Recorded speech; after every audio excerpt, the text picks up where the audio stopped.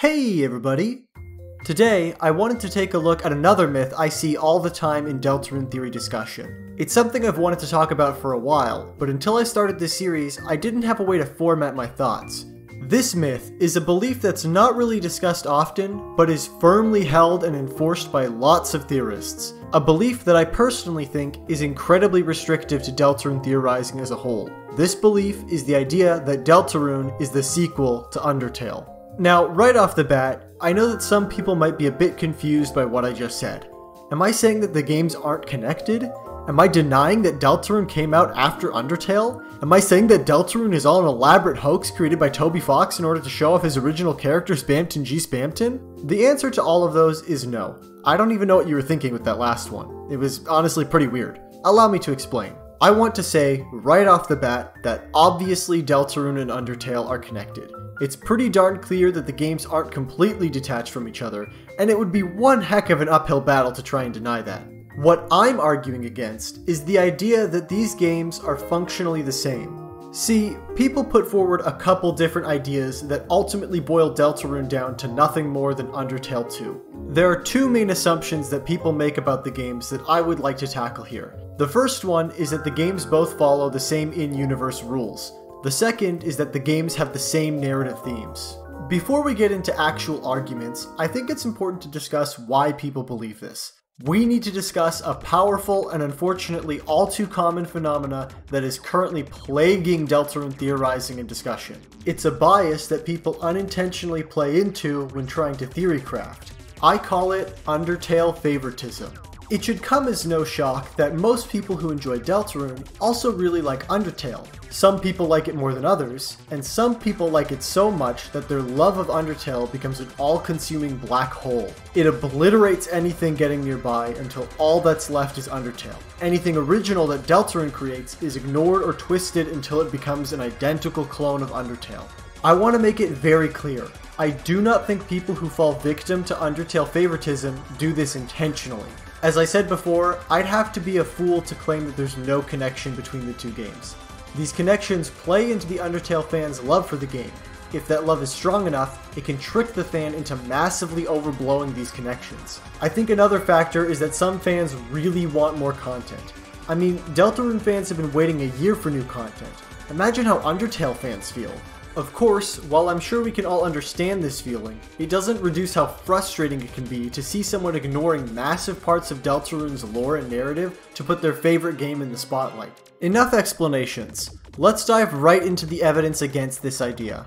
I'm going to start off by being a nitpicky nerd to prove that these two games are not the same. It all has to do with a simple yet very important game mechanic, one that we could easily overlook in any other game. I'm talking about saving. If you're the type of person who would want to watch this video, I don't think you need me to tell you that saving is kind of a big deal in Undertale. It's a huge part of telling the game's story and conveying its themes. Unlike most other games, it has an in-universe explanation. That's how big of a deal it is. Like I said, I know you probably already understand how saving works in Undertale, but I'm still gonna break it down. If we want to find out if Deltarune and Undertale work the same, we need to know what we're looking for in order to make it a lot easier. Let's start by looking at the properties of determination in Undertale. First, determination can only be found naturally in humans. No one else has determination, with the exception of a few rare cases. Monsters can obtain it by having it injected into them or through pure overwhelming willpower. Plants can even have it injected into them. In exceptionally rare cases, they can even come to life because of it. Second, the effects of determination are noticeable to the characters in-universe. In almost every other game, only the player is capable of noticing the impact of saving and loading. It's very rare for characters to notice it, hence why Undertale's interpretation of the mechanic is so unique. Frisk, the playable character, is capable of noticing its effects. They remember times they died and times they reloaded. We know this because other characters can react to their expressions throughout the game. Other characters also seem to have a sense of deja vu.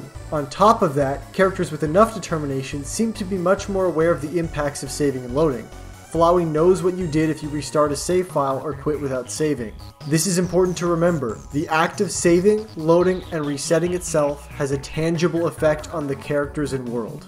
Third and finally, determination can only be effectively used by one being at a time. It's never really explained, but only one being with enough determination can control timelines at any given moment. This also seems to be connected to the number of souls you have, as when Flowey absorbs the other human souls, he gets 6 save files. The player and Frisk, having only 1 soul, get a single save file. Now let's hop over to Deltarune. Determination exists in Deltarune as well, and if you really wanted the games to be more connected than they actually are, you could stop there. I'm not gonna do that. Instead, let's take a look at what we know about determination in Deltarune and compare it to its counterpart in Undertale. Right off the bat, we start to encounter differences between the two games. In Undertale, only humans naturally have access to determination.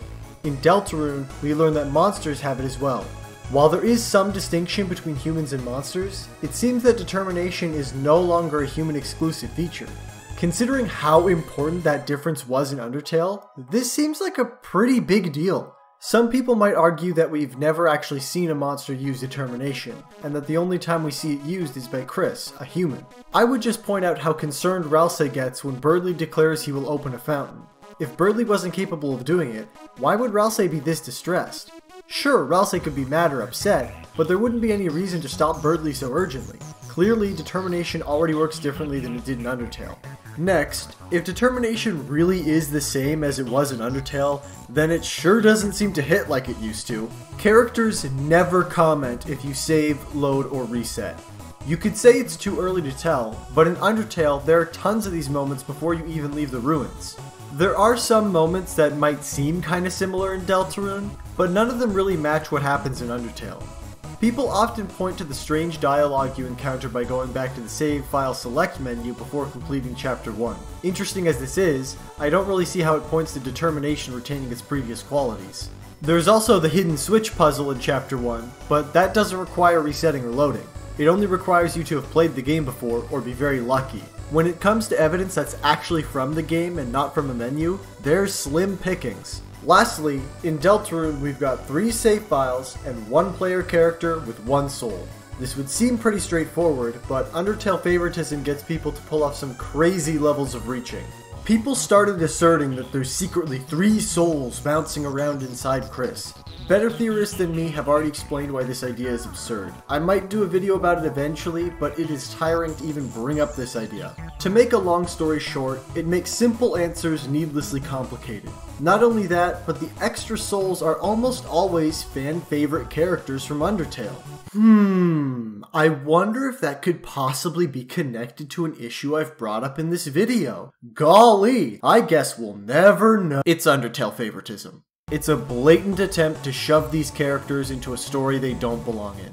There is another bit of in-game lore that helps me prove my point here, and that's the fact that we are outright shown how differently determination works in both games. When Queen speaks about it in Deltarune, she describes its purpose, the creation of dark worlds. I don't think I need to spell out that this wasn't the case in Undertale.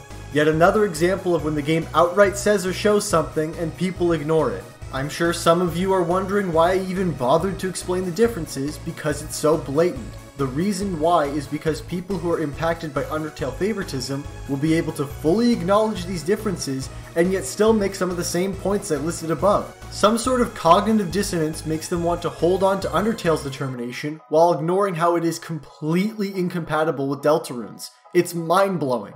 That's it for the evidence based on the lore of both games. Honestly, I'd say that the lore is the weakest point of evidence because Deltarune is, as of writing this script, incomplete. I still think this is pretty compelling, but I've got even more up my sleeve. Where Undertale favoritism really starts to fall apart is with a look at the narrative as a whole. Let's dive into some story analysis. As I said in the beginning, it's more than just Deltarune's lore that people try to conflate with Undertale. I have seen people pushing the idea that these two games will tell the exact same or very similar stories. This is the moment where Undertale favoritism reaches its most powerful and most annoying form. I can understand bringing over concepts from Undertale because they share names and even a few connections. What I can't even begin to understand is how people can play both of these games and come to the conclusion that they are trying to tell the same story. They are so wildly different in plot and themes that, look, I don't want to start complaining too much. Let's start by taking a look at the different parts of Deltarune's narrative and how they compare to Undertale's. We can start by comparing the characters that exist in both games. While there are very clear connections between existing characters, it's obvious that they have lived very different lives. Alphys, for example, is a lot less nervous. Unlike in Undertale, she hasn't spent years living with the guilt of what happened in the True Lab. Her role and her story are very different. Sure, she faces a similar struggle of filling the shoes of someone more important who came before her, but the end result is very different. Now the focus is on her desire to become a good teacher. Other characters follow a very similar principle. They use concepts from Undertale, but build on them in very different ways. Taking a look at the main characters as a whole, we can see that each game has their own themes. In Undertale, characters know who they are and what they want. Even if there are blockades between them and their goals, they have a pretty clear picture of what they want from life. Papyrus knows he wants to be a member of the Royal Guard. Undyne knows she wants to be a hero. Even characters that aren't as straightforward with their desires can be understood with just a little more digging. Flowey knew he was Asriel and always wanted to reconnect with his lost sibling. Sans wants to be free even if he has given up. The main issues are what is preventing these characters from getting what they want. Deltarune approaches its characters from a completely different angle. Most of the main characters are teenagers, which makes sense since most of them don't even know who they are or what they want. Susie plays into being a bully because she assumes that's how people will see her anyways. She is slowly breaking out of her shell and discovering her real self. Noelle's identity is suppressed by her controlling mother. She just goes along with the flow because she's scared to push back. She is learning to stand up for herself and make her own identity instead of letting other people shape it for her. A major part of the story is how we as the players suppress Chris's identity for our own sake. Identity is a core theme for Deltarune as a whole. While Undertale does talk about it a little bit, it is far from one of the core themes. Deltarune, meanwhile, goes all in. This is actually a good place to move on to the next point, the themes. This might sound a little weird at first, but Deltarune is a lot more grounded than Undertale is. That's not to say Undertale is completely divorced from reality, but Deltarune is able to connect with reality a lot better than its predecessor. The Light World, despite having a decent helping of fantasy, is a lot closer to our world than Undertale is. We see people dealing with problems that are maybe not quite as high stakes as the ones in Undertale, but are a lot more complicated and messy. The Dark World serves as a contrast to that, being a lot more similar to Undertale. Problems are scarier, but also much more straightforward. This helps build to the theme of escapism. Now, I know that some people find the idea of escapism in Deltarune to be a bit controversial, so let me be clear.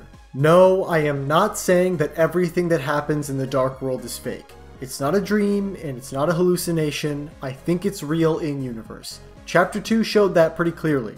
What I'm saying is that it represents an escape from the messy and mundane issues of life. Being so tied to the dichotomy between the light and dark world, it's impossible to separate this concept from the very core of Deltarune. Undertale doesn't really have this as a central part of the story. Another very big theme for Deltarune is freedom. A major focus for the game is the disconnect between player and protagonist and how we strip Chris of their freedom for the sake of playing the game. It's a concept that very few games have tackled before, and that's why I find it extra painful to see people acting as if Undertale and Deltarune are the same. Not only that, but the theme of freedom mixes with the other themes very well. There's a discussion of if one can choose their own identity, and the dangers that come with the freedom escapism creates. There is so much in this game that Undertale barely gets into. With a simple glance at how the game is working at a thematic level, the differences are clear as day. I do have one last bit of evidence, if even the narrative evidence wasn't enough for you. Let's take a look at what the creator himself, Toby Fox, has said about Deltarune. He made the following comment in a tweet. I feel happy because it seems like people are finally seeing Deltarune as something with its own identity and characters rather than only thinking about it in relation to Undertale. And when Chapter 1 first released, he had this to say in a TwitLonger post. To rephrase that, Deltarune's world is a different one, with different characters that have lived different lives. A whole new story will happen. Toby Fox himself has gone out of his way to highlight that these games are different. I don't know why people either skip over these messages or assume he's lying to trick us. I know Toby doesn't need me to defend his artistic vision, but hopefully you can see why I find the idea that these games are the same to be frankly insulting to Toby. With that, I think that's all that can be said about Deltarune being nothing more than Undertale 2. I get the feeling that a lot of people will be wondering why I made this video. You might think that no one is trying to say anything like this, and I would actually almost agree. Like I said before, I don't think this idea is something people intentionally try to put forward. I think that Undertale favoritism is an unconscious bias that shapes a lot of people's theories without them even realizing it. While there aren't a lot of theories that directly try to push this idea, I find traces of Undertale favoritism seeping into almost everything Deltarune related. I hope that makes my frustration towards this topic a little more understandable. I really don't want to be rude to anyone, but it's hard when people are ignoring what makes one of my favorite games so great. If you really like Undertale, and you want Deltarune to be like it, that's understandable. I just think you're missing out on a great experience by clinging on to something that was already good on its own. My hope for this video is that maybe people will play Deltarune again with a fresh perspective. Instead of trying to recreate Undertale, try seeing what Deltarune has to offer. I think you will really enjoy the new story it has in store. Thank you so much for watching, and I'll see you next time.